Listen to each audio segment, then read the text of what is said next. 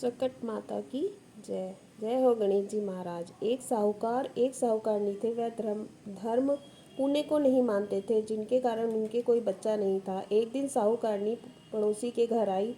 उस दिन सकट चौथ था। वहाँ पड़ोसन सकट चौथ की पूजा करने कहानी सुना रही थी। साहूकार ने पड़ोसन से पूछा, तुम क्या कर रही हो? तब पड़ोसन बोली कि आज चौथ का व्रत है, इसलिए कहानी सुना रही हूँ। तब साहूकारनी बोली, चौथ के व्रत करने से क्या होता है? तब पड़ोसन बोली, इसे करने से अन्न धन सुहाग पुत्र सब मिलता है। सब तब साहूकारनी ने कहा कि यदि मेरा गर्भ रह जाए तो मैं 1.25 तिलकुट करूंगी और चौथ का व्रत करूंगी। श्री गणेश जी भगवान की कृपा से साहूकारनी के गर्भ रह गया और वह बोली कि मेरे लड़का हो जाए तो मैं 2.5 तिलकुटी करूंगी। कुछ दिन बाद उसके लड़का हो गया तो वह बोली, हे चौथ भगवान, मेरे बेटे का विवाह हो जाए तो 5.25 का तिलकुट करूंगी।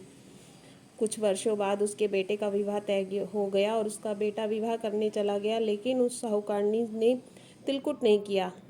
इस कारण से चौथ देव क्रोधित हो गए और उन्होंने फेरे से उनके बेटे को उठाकर पीपल के पेड़ पर बैठा दिया।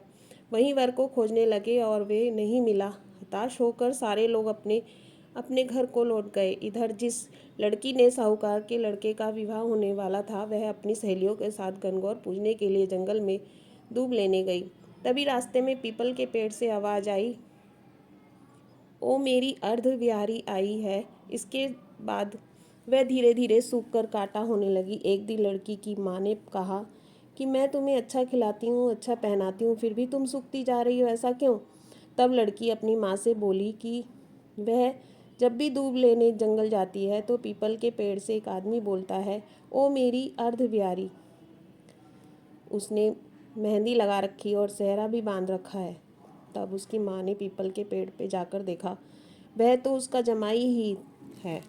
तब उसकी माँ ने जमाई से कहा, यहाँ क्यों बैठे हो? मेरी बेटी तो अधब्याही कर दी, अब क्या लोगे? साहूकार का बेटा बोला, मेरी माँ ने चौथ का तिलकुट बोला था लेकिन नहीं किया, इसलिए चौथ माता नाराज हो गई हैं और यहाँ बैठा दिया।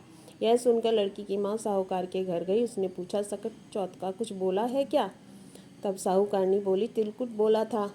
उसके बाद साहूकारनी बोली, मेरा बेटा घर आ जावे तो 2.5 मन का तिलकुट करूँगी।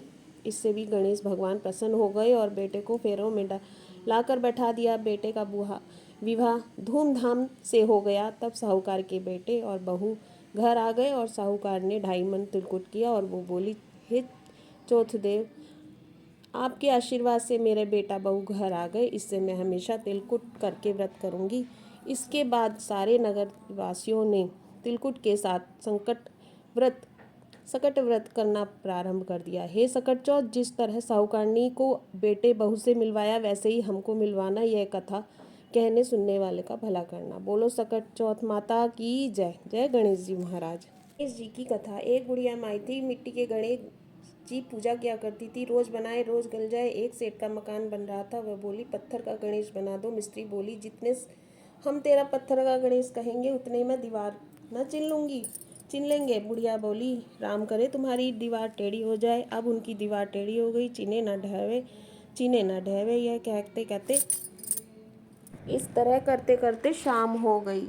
शाम को सेठ आया। उसने कहा, आज कुछ भी नहीं किया? वो कहने लगा, एक बुढ़िया आई थी, वह कह रही थी, मेरा पत्थर गणेश का गढ़ दो। हमने नहीं गढ़ा तो उसने कहा, तुम्हारी दीवार टेढ़ी हो जाए। तब से दीवार सीधी नहीं बन रही है, बनाते और ढह जाती।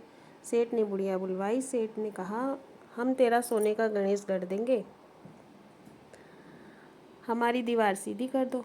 सेठ ने बुढ़िया को सोने का गणेश गड़ा दिया। सेठ की दीवार सीधी हो गई। जैसे सेठ की दीवार सीधी हुई वैसे सबकी करना। जय गणेश माता भगवान की जय।